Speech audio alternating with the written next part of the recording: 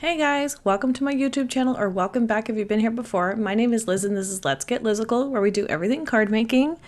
And today is kind of a bonus video because Friday is the 25th, so I'll be posting my Christmas cards for April and March, both on Friday because I missed last month due to being sick. So you get 3 videos from me this week, which is fun and exciting. But I decided to do, because Mother's Day is coming up, I'll do this video just earlier in the week so that you guys get a Mother's Day video from me every week up until Mother's Day. And with this card, I'm using some of the new products that I bought. So that Altenew stamp set, I think it's called Charming Florals or something like that, is no longer available. But they do have other options out, so I'll find an alternative. I think the Paradise Flower set would also work for this. You just might have to cut out like 2 flowers and some leaves because they are individual. I think I used some on my Mother's Day cards last year, so I'll link the Mother's Day playlist at the end of this video so you can watch that as well. But basically we're just kind of making another quick and simple card with a lot of white space, but we're elevating that white space today by using an embossing folder. I could have done this panel either in another color, added a print to it or whatever, but I just decided just to add a little bit of texture for interest along with this stamp set. I think the majority of the card was like spent coloring the image because it is a pretty detailed floral image. I think they're peonies, but I'm not sure. They're just like really like busy florals with lots of petals on them. So it's a lot of shading and stuff and then going in and coloring the rest of the image, which is what I usually do. I've been doing like dark color first and then kind of helping it blend out with the lighter shade. And generally I only ever use 2 colors. I know some people use like 3 to 5 colors to shade something, but I think it's just too much. 2 colors is fine for me. It looks great when it's done and I don't have a problem with it. But yeah, so I'm going to spend a lot of time coloring this image. Like I said, I think it took me about 15 minutes real time to color. I'm obviously going to speed through this, and I think I got it down to about 3.5 minutes in the video here. But for now, I'll just play some music and you guys can watch me color, and I'll be back once it's done.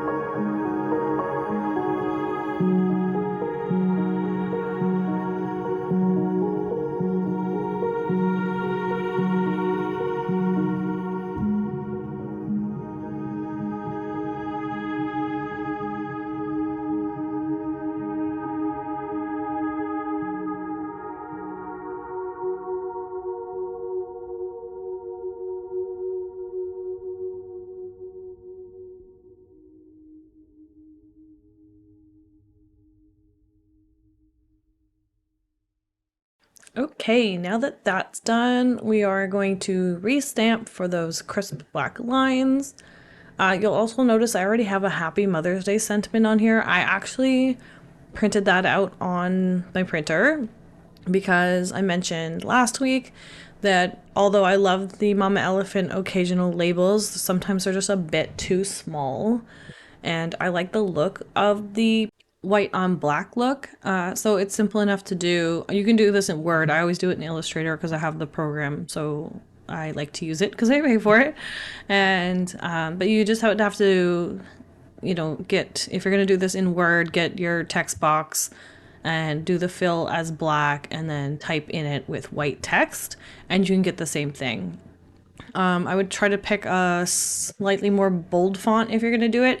Anything that's too thin, your ink might kind of bleed into when it's printing. And it's just better to use a bit of a thicker font. So if you're using a thinner font and there's like a bold option for that font, choose that. And if there's not, then I would maybe just pick a different font, to be honest. I've tried doing it with skinny ones before and it just, like I said, kind of like the ink kind of like soaks into the paper and bleeds into those lines, so they're not as crisp as they can be, unless you're using maybe a laser printer might print better, but I have an inkjet printer and that's what works for me. So this sentiment is about, I think I made it 2 inches wide by about a 1/4 inch in height. And then again, like I typed my sentiment in there, and you can do this for any occasion. You can, even if you just wanted it on white, you could just type it in black or whatever color you want to go with your card and just print it out and cut it out. I do this quite often when I don't have a sentiment I want, or if I think of something custom that goes better with the card, I'll just print it out and cut it out myself. And then for the flowers, I wanted them to be a little bit more elevated. I know I added foam on the embossed panel, but I wanted the flowers to sit up off of that, but not as much as that foam. So I'm just cutting like some scrap cardstock I have. I have a cup full of different width strips that I save in the white for this purpose. So I'm making my own like fake foam tape, which I learned from Jess at Jess Crafts. And it's a really good idea to use up the scraps that you have. And if you don't even want to use foam tape's not recyclable. So if you want your card to be fully recyclable, just use leftover scraps. They don't even have to be white, as long as they're not going to show up through your cardstock. Like I wouldn't use black unless your image is colored black, or if you're using like black die cuts or darker die cuts or something like that. But there's usually leftover bits of white all the time because I do use it for stamping and printing and whatever, so I always have leftovers. So I keep them handy in the cup just in case. I don't use them as often as I probably should. I probably should use them up just because it's a little bit more work because you are gluing multiple layers of cardstock together, but it is a good solution, and I am running low on foam tape, so I might just have to, you know, force myself to use up some of these strips before I do that. It also makes your card a little bit heavier if you're doing it for the bigger panels though. So I think it is better to have some foam tape for larger areas. And if you need to buy a thinner one, there are options for that.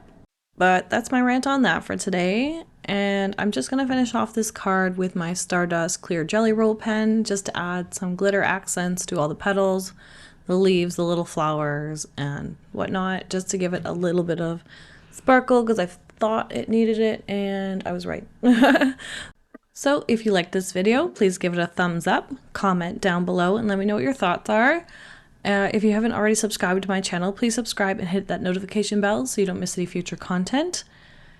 And if you're not already subscribed to either my Instagram and or Facebook, go ahead and search up Let's Get Lizical on either of those platforms and give me a follow there, as I do post additional photos throughout the week. And yeah, so until next time, thanks guys, bye.